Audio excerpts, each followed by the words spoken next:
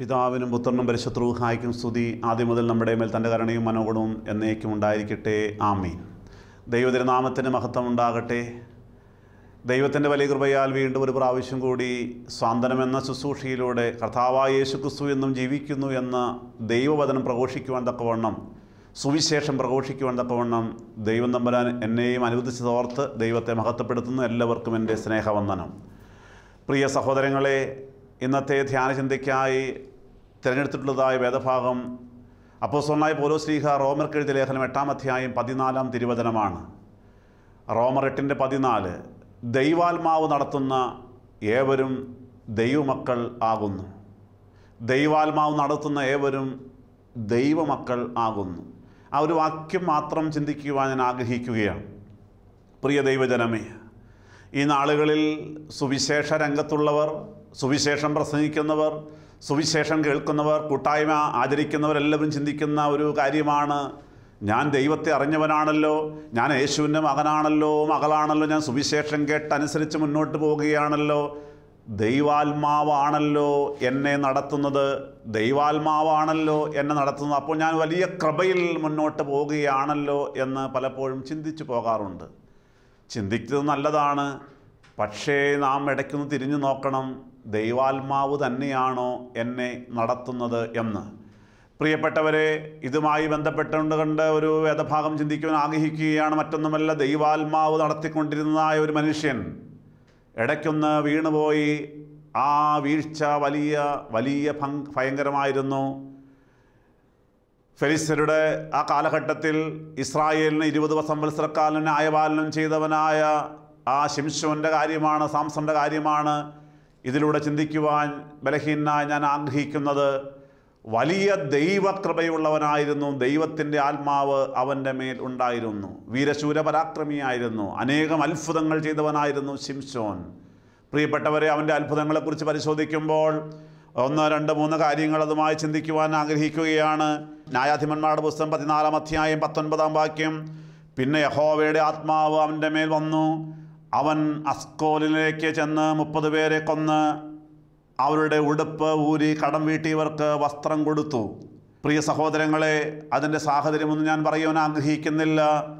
വലിയ ദൈവകൃപയുണ്ടായിരുന്നവനായ, വലിയ ആരോഗ്യമുണ്ടായിരുന്നവനായ ശിംശോൻ ഇതാ കടന്നു ചെന്ന് 30 പേരെ കൊല്ലുന്ന കാഴ്ചയാണ് നാം അവിടെ വായിച്ചു കേൾക്കുന്നത്.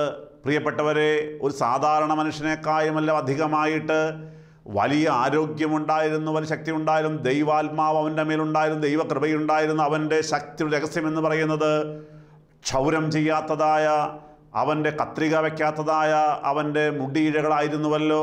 ദൈവതിരുനാമത്തിന് മഹത്വമുണ്ടാകട്ടെ. ഇപ്രകാരം 30 പേരെ കൊന്നവനായിരുന്നു ശിംശോൻ. വീണ്ടും നാം ന്യായാധിപന്മാരുടെ പുസ്തകത്തിലേക്ക് വീണ്ടും പ്രവേശിക്കുമ്പോൾ 15-ാം അധ്യായം അതിൻ്റെ 4-ാം വാക്യം, 15-ാം അധ്യായം 4-ാം വാക്യം, അത് വളരെ മനോഹരമായൊരു വേദഭാഗമാണ്. അവിടെ അതിന് ആദ്യം മുതൽ വായിച്ച് കേൾപ്പിക്കാം. 1-ാം വാക്യം മുതൽ. കുറേ കാലം കഴിഞ്ഞിട്ട് ഗോതമ്പ് കൊയ്ത്ത് കാലത്ത് ശിംശോൻ ഒരു കോലാട്ടിൻകുട്ടിയെയും കൊണ്ട് തൻ്റെ ഭാര്യയെ കാണുവാൻ ചെന്നു. ശയനഗൃഹത്തിൽ എൻ്റെ ഭാര്യയുടെ അടുക്കൽ ഞാൻ കടന്നു ചെല്ലട്ടെ എന്ന് പറഞ്ഞു. അവളുടെ അപ്പനോ അവനെ അകത്ത് കടപ്പാൻ സമ്മതിക്കാതെ, നിനക്ക് അവളിൽ കേവലം അനിഷ്ടമായി എന്ന് ഞാൻ വിചാരിച്ചതുകൊണ്ട് അവളെ നിൻ്റെ തോഴന് കൊടുത്തുപോയി. അവളുടെ അനുജത്തി അവളേക്കാൾ സുന്ദരിയല്ലോ, അവൾ മറ്റവൾക്ക് പകരം നിനക്ക് ഇരിക്കട്ടെ എന്ന് പറഞ്ഞു. അതിന് ശിംശോൻ, ഇപ്പോൾ ഫെലിസ്ത്യർക്ക് ഒരു ദോഷം ചെയ്താൽ ഞാൻ കുറ്റക്കാരനല്ല എന്ന് പറഞ്ഞു. പിന്നീട് അവൻ എന്താണ് ചെയ്തതെന്നറിയാമോ? ശിംശോൻ പോയി 300 കുറുക്കന്മാരെ പിടിച്ച് വാലോട് വാൽ ചേർത്ത് പന്തമെടുത്ത് ഈ 2 വാലിനിടയിൽ ഓരോ പന്തം വെച്ച് കെട്ടി പന്തത്തിന് തീ കൊളുത്തി ഫെലിസ്ത്യരുടെ വിളവിലേക്ക് വിട്ടു. കറ്റയും വിളവും ഒലിവുതോട്ടങ്ങളുമെല്ലാം ചുട്ട് കളഞ്ഞു. പ്രിയ സഹോദരങ്ങളെ, ശിംശോൻ ചെയ്ത കാര്യം മനസ്സിലായില്ലേ? സാധാരണക്കാരന് ഒരു മനുഷ്യന് ചെയ്യുവാൻ സാധിക്കുന്ന കാര്യമൊന്നുമല്ല. 300 കുറുക്കന്മാരെ പിടിച്ച് വാലോട് വാൽ ചേർത്ത് കെട്ട് അതിൻ്റെ ഇടയിൽ പന്തം വെച്ച് കെട്ടി പന്തത്തിന് തീ കൊളുത്തുകൊണ്ട് ഫെലിസ്ത്യരുടെ വയലിലേക്ക് വിട്ടപ്പോൾ എല്ലാം കത്തി നശിച്ചു പോയി. അത്രമാത്രം വീരശൂര പരാക്രമിയായിരുന്നു ശിംശോൻ. ഇങ്ങനെ ശിംശോൻ മുന്നോട്ട് പോവുകയാണ്. വീണ്ടും ദൈവവചനം വായിക്കുമ്പോൾ 15-ാം അധ്യായം അതിൻ്റെ 15-ാം വാക്യത്തിലേക്ക് പ്രവേശിക്കുമ്പോൾ, ന്യായാധിപന്മാരുടെ പുസ്തകം 15-ാം അധ്യായം അതിൻ്റെ 15-ാം വാക്യം, അവൻ ഒരു കഴുതിയുടെ പച്ചത്താടിയെല്ല് കണ്ട് കൈനീട്ടിയെടുത്ത് അതുകൊണ്ട് 1000 പേരെ കൊന്നുകളഞ്ഞു. കഴുതയുടെ താടിയെല്ലുകൊണ്ട് കുന്നൊന്ന്, കുന്ന് രണ്ട്, കഴുതയുടെ താടിയെല്ലുകൊണ്ട് 1000 പേരെ ഞാൻ സംഹരിച്ചു എന്ന് ശിംശോൻ പറഞ്ഞു. അനുഗ്രഹിക്കപ്പെട്ട ദൈവജനമേ, ഇതാ ശിംശോൻ ഒരു കഴുതയുടെ പച്ചത്താടിയെല്ല് കണ്ട് ആ താടിയെല്ല് കൈനീട്ടിയെടുത്ത് അതുകൊണ്ട് 1ഉം 2ഉം പേരല്ല 1000 പേരെ കൊന്നുകളഞ്ഞു എന്നാണ് നാം വായിച്ചു കേട്ടത്. അപ്പോൾ ശിംശോൻ്റെ ആ ധൈര്യം, ശിംശോൻ്റെ ആരോഗ്യം, ശിംശോനിലുള്ളതായ ദൈവത്തിൻ്റെ ആത്മാവിൻ്റെ ശക്തി എത്രത്തോളം ഉണ്ടെന്ന് നമുക്ക് മനസ്സിലാക്കാവുന്നതേ ഉള്ളൂ. ഇങ്ങനെ ദൈവകൃപയിൽ ആശ്രയിച്ചുകൊണ്ട് ശിംശോൻ സാംസൺ മുന്നോട്ട് പോവുകയായിരുന്നു. ദൈവത്തിൻ്റെ നാമത്തിന് മഹത്വം ഉണ്ടാകട്ടെ. വീണ്ടും അതിൻ്റെ ഈ 15-ാം അധ്യായം തന്നെ 16, 17 വാക്യങ്ങളിലേക്കും വായിക്കുമ്പോൾ അവിടെ ഇങ്ങനെയാണ് പറയുന്നത്. ഇങ്ങനെ പറഞ്ഞു കഴിഞ്ഞിട്ട് അവൻ താടിയെല്ല് കയ്യിൽ നിറഞ്ഞു കളഞ്ഞു. ആ സ്ഥലത്തിന് രാമത്ത് ലേഹി എന്ന പേരായി. പിന്നെ അവൻ വളരെ ദാഹിച്ചിട്ട് യഹോവയോട് നിലവിളിച്ചു, അടിയൻ്റെ കയ്യാൽ ഈ മഹാജയം നീ നൽകിയല്ലോ. ഇപ്പോൾ ഞാൻ ദാഹം കൊണ്ട് മരിച്ച് അഗ്രചർമ്മികളുടെ കയ്യിൽ വീഴേണമോ എന്ന് പറഞ്ഞു. അപ്പോൾ 19-ാം വാക്യം വായിക്കുകയാണ്. അപ്പോൾ ദൈവം ലേഹിയിൽ ഒരു കുഴി പിളരുമാറാക്കി അതിൽ നിന്ന് വെള്ളം പുറപ്പെട്ടു. അവൻ കുടിച്ച് ചൈതന്യം പ്രാപിച്ച് വീണ്ടും ജീവിച്ചു. അതുകൊണ്ട് അതിന് എൻ ഹക്കാരോ എന്ന പേരായി. ഇന്നുവരെയും അത് ലേഹിയിലുണ്ട്. ദൈവതിരുനാമത്തിന് മഹത്വം ഉണ്ടാകട്ടെ. പ്രിയപ്പെട്ടവർ, എത്രയോ മനോഹരമായ കാഴ്ചയാണ് കാണുന്നത്. അവനിതാ ശിംശോൻ കൈമലർത്തി ദൈവത്തോട് പ്രാർത്ഥിച്ചു, ഞാനിങ്ങനെ വെള്ളം കിട്ടാതെ ദാഹിച്ച് മരിച്ചു പോകാനാണോ നീ ആഗ്രഹിക്കുന്നത്? എനിക്ക് കുടിക്കുവാൻ വെള്ളം തരണമേ, എൻ്റെ ദാഹം മാറ്റണമേ എന്ന് ദൈവസന്നദ്ധിയിൽ മുട്ടിപ്പായി പ്രാർത്ഥിച്ചപ്പോൾ ദൈവം അവിടെ അത്ഭുതം പ്രവർത്തിക്കുകയായിരുന്നു. ആ യഹോവ ലേഹിയിൽ ഒരു കുഴി പിളരുമാറാക്കി അതിൽ നിന്ന് വെള്ളം പൊട്ടിപ്പുറപ്പെടുകയായിരുന്നു. ആ വെള്ളം ആവോളം കുടിക്കുകയാണ് ഈ ശിംശോൻ. പ്രിയപ്പെട്ടവരെ, വെള്ളം കുടിച്ച് ചൈതന്യം പ്രാപിച്ച് വീണ്ടും ജീവിച്ചു എന്ന് അവൻ മരിക്കുവാനായിട്ട് ദൈവം അനുവദിച്ചില്ല. ദൈവതിരുനാമത്തിന് മഹത്വം ഉണ്ടാകട്ടെ. ഇനിയും ഏറെ പറയുവാനുണ്ട് ശിംശോൻ്റെ കാര്യങ്ങളെക്കുറിച്ച്. അതൊന്നും പറയുവാനായിട്ട് ആഗ്രഹിക്കുന്നില്ല. സഹോദരങ്ങളെ, ഇങ്ങനെ വലിയ ദൈവകൃപയിൽ ശിംശോൻ ഇങ്ങനെ ദൈവാത്മാവ് നടത്തുന്നവനാണ്. നമ്മൾ ആദ്യം വായിച്ച കുറിവാക്യം പോലെ ദൈവാത്മാവ് നടത്തുന്നവനായിട്ട് മുന്നോട്ട് പോവുകയായിരുന്നു. എന്നാൽ അങ്ങനെ മുന്നോട്ട് പോയി എന്താണ് സംഭവിച്ചതെന്നറിയാമോ? ഇടയ്ക്ക് ഒരു അബദ്ധം പറ്റിപ്പോയി. ദലീല എന്ന വേശ്യാസ്ത്രീയുടെ മടിയിൽ അവൻ തലയ്ക്കുവാനായിട്ട് ഇടയായി. പ്രിയപ്പെട്ട സഹോദരങ്ങളെ, ഫെലിസ്ത്രീത തക്കം പാർത്ത് നടക്കുകയാണ്. ഇവനെ എങ്ങനെയാണെന്ന് പിടിച്ചു കെട്ടേണ്ടത്, ഇവനെ എങ്ങനെയാണ് കൊല്ലേണ്ടത് എന്നുള്ളതായ ചിന്തയോടുകൂടി ഇവർ അന്വേഷിച്ച് നടക്കുമ്പോഴാണ് ഇതാ അവർക്ക് മനസ്സിലായി, ദലീല എന്ന വേശ്യാസ്ത്രീയുടെ ഭവനത്തിൽ ഇവൻ പോകാറുണ്ട്. അവർക്ക് കാര്യങ്ങൾ എളുപ്പമായി. ആ ദലീലയുടെ അടുക്കലേക്ക് അവർ കടന്നു ചെല്ലുകയാണ്. അവർ പറഞ്ഞു, ഞങ്ങൾ ഓരോരുത്തനും 1100 വെള്ളിപ്പണം വീതം ഞങ്ങൾ തരാം. ന്യായാധിപന്മാരുടെ പുസ്തകം 16-ാം അധ്യായം അതിൻ്റെ 6-ാം വാക്യം 5-ാം വാക്യമാണ് പറയുന്നത്. ഞങ്ങൾ ഓരോരുത്തൻ 1100 വെള്ളിപ്പണം വീതം നിനക്ക് തരാമെന്ന് പറയുകയാണ്. പ്രിയപ്പെട്ടവരെ, ഈ ശിംശോനെ ഒറ്റുവാനായിട്ട്, ഇതാ ഒറ്റിക്കൊടുക്കുവാനായിട്ട് 1100 വെള്ളിപ്പണം വീതം ഞങ്ങൾ തരാം, ഓരോരുത്തരും തരാമെന്ന് പറഞ്ഞുകൊണ്ട് ദലീലായെ വശീകരിക്കുകയാണ്. ആ ദലീല ശിംശോൻ തൻ്റെ അടുക്ക വരുമ്പോൾ ചില സന്തോഷകരമായ സമയങ്ങളിൽ ശിംശോനോട് ചോദിച്ചു, ശിംശോനെ, നീ എന്നെ സ്നേഹിക്കുന്നുവോ? ഓ, ഞാൻ സ്നേഹിക്കുന്നുണ്ട്. അങ്ങനെയെങ്കിൽ നിൻ്റെ ഈ വലിയ ശക്തിയുടെ രഹസ്യം എന്താണ്? ഒന്ന് പറഞ്ഞു തരാമോ? ശിംശോൻ പറഞ്ഞു കൊടുക്കുന്നു. 1 അല്ല 2 അല്ല 3 പ്രാവശ്യം പറഞ്ഞു കൊടുത്തു. ആ സമയത്തെല്ലാം ഇതാ ഫെലിസ്ത്യരെ വിളിച്ചു വരുത്തുന്നുണ്ട്. പക്ഷേ അവർക്ക് അബദ്ധം പറ്റിപ്പോയിരുന്ന കാരണം ശിംശോൻ പറഞ്ഞത് 3 പ്രാവശ്യം പറഞ്ഞ് നുണയായിരുന്നു, വാസ്തവമായ കാര്യമല്ലായിരുന്നു. എന്നാൽ സഹോദരങ്ങളെ, വീണ്ടും അവർ 4-ാം പ്രാവശ്യം വളരെ സങ്കടത്തോടെ അല്ലെങ്കിൽ മധുരതരമായ സംസാരത്തിലൂടെ അവനെ അയക്കുകയാണ്. ശിംശോനോട് പറഞ്ഞു, നീ എന്നെ സ്നേഹിക്കുന്നുവെങ്കിൽ, നീ എൻ്റെ പ്രാണനെ സ്നേഹിക്കുന്നുവെങ്കിൽ നീ എനിക്ക് നിൻ്റെ വലിയ ശക്തിയുടെ രഹസ്യം പറഞ്ഞു തരാമോ? ചോദിച്ചപ്പോൾ അവനറിയാതെ പറഞ്ഞുപോയി. ആ സ്ത്രീയുടെ, ദലീല എന്ന വേശ്യാസ്ത്രീയുടെ മധുരതരമായ സംഭാഷണം കേട്ട് കഴിഞ്ഞപ്പോൾ പ്രിയപ്പെട്ടവരെ, അവരുടെ ചതിക്കുഴിയിൽ പെട്ടുപോവുകയായിരുന്നു. ശിംശോൻ പറഞ്ഞു കൊടുത്തു, എൻ്റെ തലയിൽ ക്ഷൗരക്കത്തി വെച്ചിട്ടില്ല, ആ ക്ഷൗരം ചെയ്യാത്തതായ എൻ്റെ മുടിയിഴകളിലാണ് ശക്തിയുടെ രഹസ്യം, സ്രോതസ് എന്ന് പറഞ്ഞു. പ്രിയപ്പെട്ട സഹോദരങ്ങളെ, കേൾക്കണമോ? ഏറ്റവും സങ്കടകരമായ വാക്യം വായിച്ചു കേൾപ്പിക്കാം. 19 വാക്യം പറയുന്നു, 16 അധ്യായം 19 വാക്യം, അവൾ അവനെ മടിയിൽ ഉറക്കി ഒരാളെ വിളിപ്പിച്ച് തലയിലെ ജട 7 കളയിച്ചു. അവൾ അവനെ ഒതുക്കി തുടങ്ങി, അവൻ ശക്തി അവനെ വിട്ടുപോയി. പിന്നെ അവൾ ശിംശോനെ, ഫെലിസ്ത്രിത വരുന്നു എന്ന് പറഞ്ഞു. ഉടനെ അവൻ ഉറക്കമുണർന്നു, യഹോവ തന്നെ വിട്ടു എന്നറിയാതെ ഞാൻ മുൻപിലത്തെ പോലെ കുടഞ്ഞൊഴിഞ്ഞു കളയുമെന്ന് വിചാരിച്ചു. ഫെലിസ്തരോ അവനെ പിടിച്ച് കണ്ണ് കുത്തിപ്പൊട്ടിച്ച് ഗസയിലേക്ക് കൊണ്ടുപോയി ചെമ്പുചങ്ങലയിൽ ബന്ധിച്ചു. അവൻ കാരാഗ്രഹത്തിൽ മാവ് പിടിച്ചുകൊണ്ടിരുന്നു. അവൻ്റെ തലമുടി കളഞ്ഞ ശേഷം വീണ്ടും വളർന്ന് തുടങ്ങി. ദൈവതിരുനാമത്തിന് മഹത്വമുണ്ടാകട്ടെ. ഈ രഹസ്യം മനസ്സിലായി കഴിഞ്ഞപ്പോൾ ദലീല സ്നേഹത്തോടെ അവളുടെ മടിയിൽ അവനെ ഉറക്കുകയായിരുന്നു. അവൾ അവനെ ഒതുക്കി തുടങ്ങി, തഴുകിത്തുടങ്ങി. പ്രിയപ്പെട്ട, അവനങ്ങ് മയങ്ങിപ്പോയി. ഈ സമയത്താണ് ഫെലിസ്ത്യരെ അവൾ കൗശലപൂർവ്വം വിളിച്ചു വരുത്തുകയാണ്. കാര്യം പറഞ്ഞു കൊടുത്തു. ഇവനറിയാതെ ആ മുടിയുടെ എല്ലാം കത്തിച്ചു കൊണ്ടുപോവുകയാണ്. യഹോവയുടെ ശക്തി അവന് വിട്ടുപോവുകയായിരുന്നു. സഹോദരങ്ങളെ, ഇതാ വചനം വായിച്ചത് ഇങ്ങനെയാണ്. പിന്നെ അവൾ കൗശലത്തോടെ വിളിക്കുകയാണ്, ശിംശോനെ, വേഗം എഴുന്നേൽക്ക്, വേഗം എഴുന്നേൽക്ക്, ഇതാ ഫെലിസ്ത്യർ നിന്നെ പിടിക്കാൻ വരുന്നെന്ന് പറയുമ്പോൾ അവിടെ നമ്മൾ ഇങ്ങനെയാണ് വായിച്ചത്, യഹോവ തന്നെ വിട്ടു എന്നറിയാതെ, യഹോവ തന്നെ വിട്ടു എന്നറിയാതെ, യഹോവയുടെ കൃപ എന്നിൽ നിന്ന് നഷ്ടപ്പെട്ടു പോയി എന്നറിയാതെ, എൻ്റെ ആ വലിയ ആരോഗ്യം നഷ്ടപ്പെട്ടു പോയി, വലിയ ശക്തി നഷ്ടപ്പെട്ടു പോയി എന്നറിയാതെ താൻ മുൻപിലത്തെ പോലെ കുടഞ്ഞൊഴിഞ്ഞു കളയുമെന്ന് വിചാരിച്ചുകൊണ്ട് ശിംശോൻ ചാടി എഴുന്നേൽക്കുകയായിരുന്നു. പക്ഷേ പ്രയോജനമുണ്ടായില്ലല്ലോ. ഫിലിസ്ത്യർ അവനെ പിടിച്ചു കെട്ടുകയാണ്. പ്രിയപ്പെട്ടവർ, അവൻ്റെ 2 കണ്ണും കുത്തിപ്പൊട്ടിക്കുകയാണ്. അവനെ ചങ്ങല കൊണ്ട് ബന്ധിച്ചു. എൻ്റെ സഹോദരങ്ങളെ, വീരശൂര പരാക്രമിയായിരുന്ന ശിംശോൻ ഇതാ മാവ് കുഴയ്ക്കുന്നതായ, മാവ് പൊടിക്കുന്നതായ അടിമപ്പണിയിലേക്ക് മാറുകയാണ്. എത്രയോ ദയനീയമായി പോയി. വീണ്ടും ചാടിക്കളിക്കടാ കുഞ്ഞിരാമ എന്ന് പറയുന്ന പോലെ അവനെ കളിപ്പിക്കുകയായിരുന്നു. പ്രിയപ്പെട്ടവരെ, ശിംശോന്റെ ജീവിതം ഏറെ ദാരുണമായി തീരുകയായിരുന്നു, ദുസ്സഹമായി തീരുകയായിരുന്നു. അവസാനം അവന് ദാരുണമായ അന്ത്യം സംഭവിച്ചുവല്ലോ. അവസാനം ശക്തി തിരിച്ചു കിട്ടിയെങ്കിലും അന്ന് അവനെ ശക്തി കൊണ്ട് ആ പ്രിയപ്പെട്ടവരെ തൂണെല്ലാം ഇളക്കി മറിച്ചപ്പോൾ 3000 പേര് മരിച്ചതോടുകൂടി അവനും കൂടെ മരിച്ചു പോയില്ലേ? എൻ്റെ പ്രിയപ്പെട്ട സഹോദര സഹോദരി, നാം ഒന്ന് മനസ്സിലാക്കണം കേട്ടോ.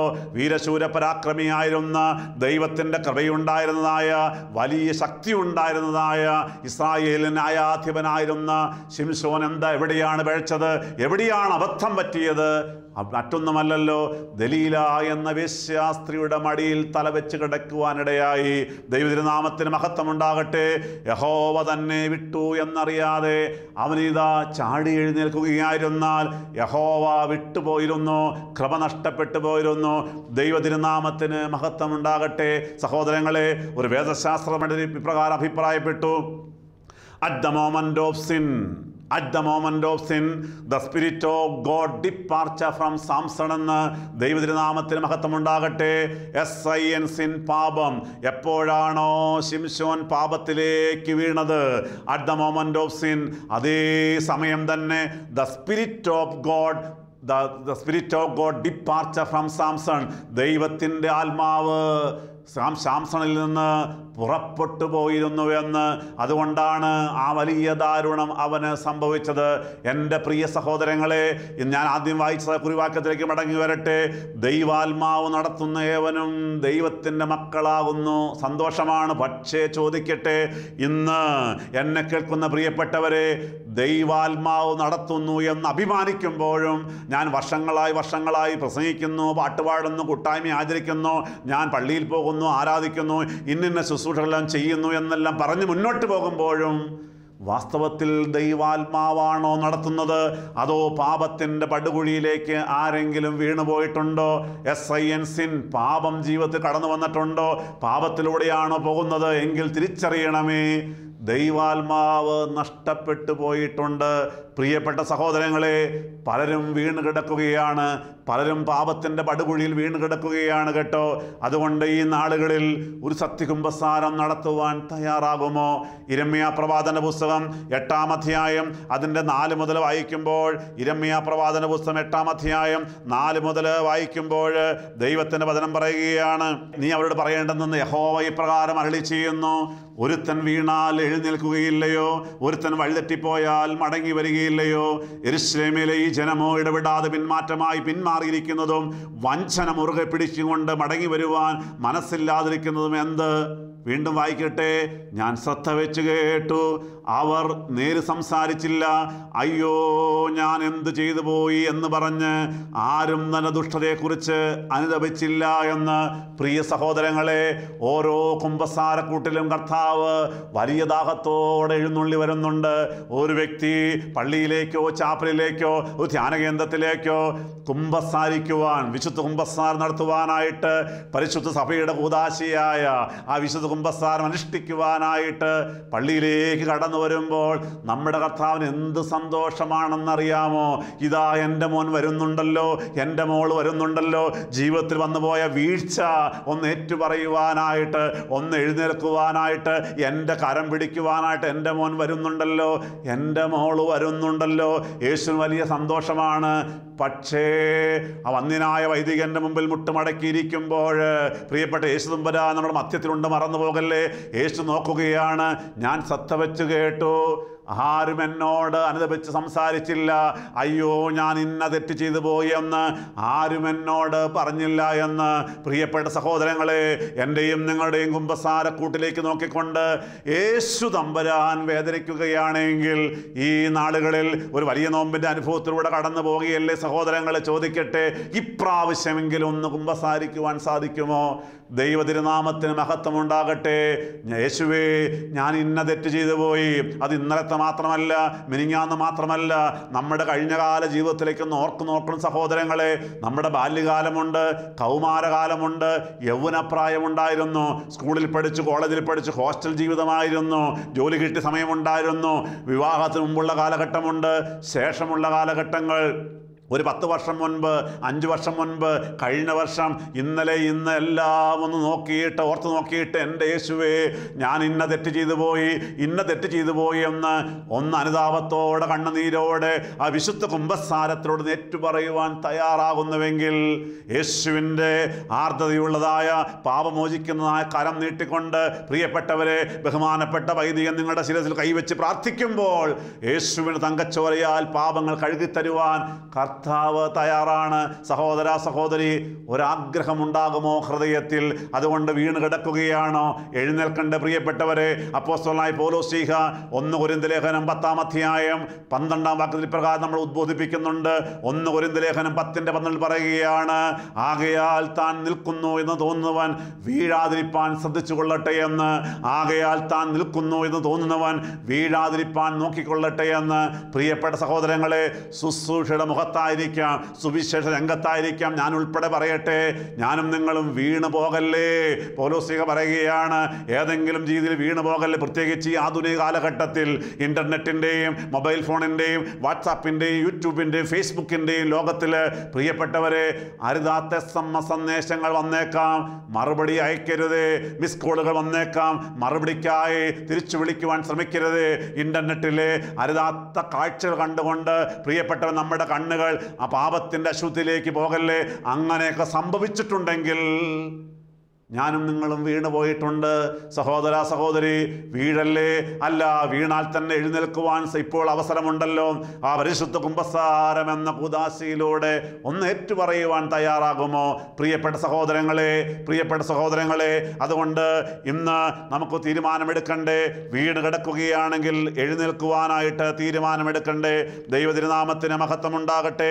2-ാം സങ്കീർത്തനം 12-ാം വാക്യം പ്രകാരം വായിക്കുന്നു, അവൻ കോപിച്ചിട്ട് നിങ്ങൾ വഴിയിൽ വെച്ച് നശിക്കാതിരിപ്പാൻ പുത്രനെ ചുംബിപ്പിൻ എന്ന്. പ്രിയപ്പെട്ടവരെ, അതുകൊണ്ട് നാം നശിച്ചു പോകാതിരിക്കണമെങ്കിൽ യേശുവിനെ ചുംബിക്കണം, യേശുവേ എന്ന് വിളിക്കണം. പോരാ, അവൻ്റെ തിരുവചനം കേൾക്കണം. വിശുദ്ധ യോഹന്നാന്റെ സുവിശേഷം 6:68 ശീമോൻ പത്രോസ് അവനോട്, കർത്താവേ, ഞങ്ങൾ ആരുടെ അടുക്കൽ പോകും? നിത്യജീവന്റെ വചനങ്ങൾ നിന്റെ പക്കലുണ്ട്. പ്രിയ സഹോദരങ്ങളെ, നിത്യജീവന്റെ വചനം യേശുവിൻ്റെ അടുക്കലാണല്ലോ. അതുകൊണ്ട് ഇന്ന് പകൽക്കാലം ഈ ദൈവത്തിൻ്റെ തിരുവചനം കേട്ടുകൊണ്ടിരിക്കുമ്പോൾ, നിത്യജീവന്റെ തിരുവചനം കേട്ടുകൊണ്ടിരിക്കുമ്പോൾ നമ്മുടെ ആത്മാവിൻ്റെ വില മനസ്സിലാക്കണമേ. പ്രിയ സഹോദരങ്ങളെ, ഏറ്റുപറയുവാൻ തയ്യാറാകണം കേട്ടോ. ശിംശോനെ പോലെ ഞാൻ വീണുപോയിട്ടുണ്ടെങ്കിൽ, നമുക്കിപ്പോൾ അവസരമുണ്ട്. ശിംശോന് സംഭവിച്ചതായ ദാരുണമായ അവസാനമല്ല, പക്ഷേ ഇപ്പോൾ ഏറ്റുപറയുവാൻ തയ്യാറാകുന്നുവെങ്കിൽ, പ്രിയ സഹോദരങ്ങളെ, ദൈവാത്മാവ് നടത്തുന്ന ഏവനും ദൈവത്തിൻ്റെ മക്കളാകുന്നു. പ്രിയപ്പെട്ടവർ, അതുകൊണ്ട് ഞാൻ ഇന്ന് മുതൽ ദൈവാത്മാവ് നടത്തുന്ന മകനായി മകളായി ജീവിക്കുവാൻ തീരുമാനമെടുക്കുകയാണ്. ഞാൻ വീണുപോയി കർത്താവേ, എന്നാൽ ഇന്ന് ദൈവത്തിൻ്റെ വചനം കേട്ടപ്പോൾ, നിത്യജീവൻ്റെ വചനം കേട്ടപ്പോൾ എനിക്ക് മനസ്സിലായി ഞാൻ വീണ് കിടക്കുകയായിരുന്നു. പക്ഷേ ഞാൻ എഴുന്നേറ്റേ മതിയാകൂ. എൻ്റെ യേശുവേ, നീ അതാണല്ലോ ആഗ്രഹിക്കുന്നത്. പ്രിയപ്പെട്ടവരെ, എഴുന്നേൽക്കുവാൻ ഇപ്പോൾ അവസരമുണ്ട്. അത് പരിശുദ്ധ കുമ്പസാരമാണ്. നിങ്ങളായിരിക്കുന്ന പള്ളിയിൽ ഒന്ന് കടന്നു ചെല്ലണം കേട്ടോ. പ്രിയപ്പെട്ടവർ, വിശുദ്ധ കുമ്പസാരം നടത്തി തെറ്റുകൾ ഏറ്റുപറയുമ്പോൾ, പരിശുദ്ധ കുർബാന സ്വീകരിക്കുമ്പോൾ, ഇതാ യേശു നിങ്ങളെ വീണ്ടും എഴുന്നേൽപ്പിക്കുവാൻ തയ്യാറായി നമ്മുടെ മധ്യത്തിൽ എഴുന്നള്ളി വന്നിട്ടുണ്ട്. അതുകൊണ്ട് ദൈവാത്മാവ് നടത്തുന്നവനായി ഞാൻ മുന്നോട്ട് പോവുകയാണ് എന്ന് പറഞ്ഞ് മുന്നോട്ട് പോകാതെ, അഹങ്കരിച്ച് മുന്നോട്ട് പോകാതെ നമുക്ക് വിനയപ്പെടാം സഹോദരങ്ങളെ. ഏത് ശുശ്രൂഷയുടെ മുഖത്തായിരുന്നാലും രഹസ്യ ജീവിതത്തിൽ അരുതാത്ത പലതിൻ്റെയും പിന്നാലെ ഓടിക്കൊണ്ടിരിക്കുകയാണെങ്കിൽ, പ്രിയപ്പെട്ട സഹോദരങ്ങളെ, അച്ഛൻ വീണ്ടും പറയുകയാണ്, ശിംശോനെ പോലെ ദാരുണമായ അവസ്ഥയിലേക്ക് മാറ്റപ്പെടുവാൻ സാധ്യതയുണ്ടല്ലോ. പ്രിയപ്പെട്ടവർ, നമുക്കത് വേണമോ? വേണ്ട. നമ്മൾ ദൈവത്തിൻ്റെ മക്കളല്ലേ, ദൈവാത്മാവ് നടത്തുന്നവരല്ലേ. അതുകൊണ്ട് വാസ്തവത്തിൽ ദൈവാത്മാവ് നടത്തുന്നവരായി ദൈവത്തിൻ്റെ വചനം കേട്ടനുസരിച്ചുകൊണ്ട് ഈ സഭയുടെ മക്കളായി നമുക്ക് അഭിമാനത്തോടെ ജീവിക്കുവാൻ സാധിക്കും, സന്തോഷമായി ജീവിക്കുവാൻ സാധിക്കും. ഒരു തീരുമാനമെടുത്താൽ മതി. അതുകൊണ്ട് ഒട്ടും സമയം പാഴാക്കല്ലേ. ഇന്നൊരു തീരുമാനമെടുക്കാമോ? എൻ്റെ ദൈവമേ, എന്നോട് കരുണ കാണിക്കുമെന്ന് പറയാമോ? നമുക്കൊരു നിമിഷം കണ്ണുകളടയ്ക്കാം, നമുക്ക് പ്രാർത്ഥിക്കാം. പ്രിയപ്പെട്ടവരെ, വാസ്തവമായ അനുതാപത്തോടെ തീരുമാനമെടുക്കാൻ കേട്ടോ. എല്ലാവരും കണ്ണുകളടയ്ക്കാമോ? നമുക്കൊന്ന് പ്രാർത്ഥിക്കാം. ഹല്ലേലൂയ, ഹാലലുയ്യ, ഹാലലുയ്യ, ഹാലലുയ്യ, ഹാലലുയ്യ. കരുണയുള്ള ദൈവമേ, സ്വർഗസ്ഥ പിതാവേ, ഇന്ന് നീ ഞങ്ങളെ കേൾപ്പിച്ച വചനങ്ങൾക്കായി ഞങ്ങൾ നിന്നെ സ്തോത്രം ചെയ്യുന്നു. യേശുവേ, ഇന്ന് വാസ്തവത്തിൽ നിന്റെ തിരുവചനം കേട്ടപ്പോൾ ഞങ്ങളുടെ ഹൃദയത്തിലാണല്ലോ കുത്തുകൊണ്ടത്. ഞാൻ അഭിമാനത്തോടെ മുന്നോട്ട് പോവുകയായിരുന്നു. ഞാൻ ദൈവാത്മാവ് നടത്തുന്നവനായിട്ടാണ്, ദൈവാത്മാവ് നടത്തുന്നവളായിട്ടാണ് മുന്നോട്ട് പോയിക്കൊണ്ടിരുന്നത്. എന്നാൽ ആ ശിംശോന്റെ ജീവിതത്തിൻ്റെ പ്രയാണത്തെക്കുറിച്ച് കേട്ടപ്പോൾ എനിക്ക് മനസ്സിലായല്ലോ, ഞാൻ പാപത്തിൻ്റെ പടുകുഴിയിലാണെന്ന്. At the moment of sin the spirit of God departure from Samson എന്ന് ഞാൻ കേട്ടുവല്ലോ. എൻ്റെ യേശുവേ, എൻ്റെ അടുക്കൽ നിന്ന് ദൈവത്തിൻ്റെ ആത്മാവ് നഷ്ടപ്പെട്ടു പോയോ, പുറപ്പെട്ടു പോയോ? എനിക്കിപ്പോൾ മനസ്സിലാകുന്നു, നഷ്ടപ്പെട്ടു പോയിട്ടുണ്ട്. യേശുവേ, ഞാൻ വീണ് കിടക്കുകയായിരുന്നു. എന്നാൽ വീണു എന്നറിയാതെ ഞാൻ അഹങ്കരിച്ചുകൊണ്ട് മുന്നോട്ട് പോവുകയായിരുന്നുവല്ലോ. പലപ്പോഴും താൻ നിൽക്കുന്നു എന്ന് തോന്നുന്നവൻ വീഴാതിരിപ്പാൻ നോക്കിക്കൊള്ളട്ടെ എന്ന് പൗലോസിക പറയുന്നത് ഞാൻ കേട്ടതാണ്. പക്ഷേ പലപ്പോഴും അനുസരിക്കാതെ മുന്നോട്ട് പോവുകയായിരുന്നല്ലോ. എൻ്റെ യേശുവേ, ഈ നാളുകൾ ഞാൻ വീണുപോയല്ലോ. ഞാൻ സുവിശേഷം കേട്ടു, പക്ഷേ താല്പര്യമുണ്ടായില്ല.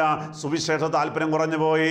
ആരാധനയോട്, വിശുദ്ധ കുർബാനയോട് താല്പര്യം കുറഞ്ഞു പോയല്ലോ. യേശുവേ, എന്നോട് ക്ഷമിക്കണമേ. സുവിശേഷ വചനങ്ങളോട് താല്പര്യം കുറഞ്ഞു പോയല്ലോ. യാമപ്രാർത്ഥന താല്പര്യം കുറഞ്ഞു പോയല്ലോ. എൻ്റെ ജീവിതത്തിൽ രഹസ്യമായ പല തെറ്റുകൾ വന്നു പോയല്ലോ. അരുതാത്ത കാഴ്ചകൾ ഉണ്ടല്ലോ കർത്താവേ. അരുതാത്തതായ സംസാരമുണ്ടായി, അരുതാത്ത വഴികളിലൂടെ യാത്ര ചെയ്തു. ആരും അറിഞ്ഞില്ല എന്ന് വിചാരിച്ചിരിക്കുകയായിരുന്നു. എന്നാൽ ദൈവത്തിൻ്റെ ആത്മാവ് അറിയുന്നല്ലോ. യേശുവേ, നീ അറിഞ്ഞല്ലോ കർത്താവേ, എന്നോട് ക്ഷമിക്കണമേ. യേശുവേ, ഇതാ നിന്റെ മക്കളെല്ലാവരും തീരുമാനമെടുക്കുകയാണല്ലോ, അനുദപിക്കുകയാണല്ലോ, ഒരു വിശുദ്ധ കുമ്പസാരം നടത്തുവാൻ തീരുമാനമെടുക്കുകയാണല്ലോ. കർത്താവേ, കരുണ കാണിക്കണമേ, എല്ലാവരുടെ മനസ്സലിവ് കാണിക്കണമേ. യേശുവേ, ഇവിടെ തെറ്റുകൾ ക്ഷമിക്കണമേ. കർത്താവേ, ഇവർ ഏറ്റുപറയുന്ന പാപങ്ങൾ ക്ഷമിക്കുവാൻ യേശുവേ നീ കരുണ കാണിക്കുമാറാകണമേ. ഇനിയുള്ള നാളുകളിൽ വാസ്തവമായും വീണ് കിടക്കാതെ നീ ഒന്ന് എഴുന്നേൽപ്പിച്ച് ദൈവാത്മാവ് നടത്തുന്നവരായി, കൃപയുള്ള മക്കളായി, ആ ശിംശോനെ പോലെ പഴയകാല ജീവിതത്തെ പോലെ വലിയ കൃപയുള്ളവരായി ഈ മക്കളെ മാറ്റുമാറാകണമേ. വചനം കേട്ട് എല്ലാവരെയും അനുഗ്രഹിക്കണമേ. ഓരോ കുടുംബങ്ങളിലേക്കും ഭവനങ്ങളിലേക്കും യേശുവേ നീ എഴുന്നള്ളിച്ചെല്ലണമേ. സന്തോഷം നൽകണമേ, സമാധാനം നൽകണമേ, ആയുസ്സും ആരോഗ്യവും നൽകണമേ. ഞങ്ങളുടെ യുവജനങ്ങളെ കാത്തു പരിപാലിക്കണമേ. തെറ്റിലേക്ക് വഴുതി വീഴാതെ കാത്തു പരിപാലിക്കുമാറാകണമേ. സകലവും യേശു തമ്പുരാന്റെ പൊന്നുനാമത്തിൽ ചോദിക്കുമ്പോൾ പിതാവാം ദൈവമേ ഞങ്ങളുടെ പ്രാർത്ഥന കേട്ട് ഉത്തരം അരുളി ചെയ്യുമാറാകണമേ. ആമീൻ. ഹല്ലേലൂയ.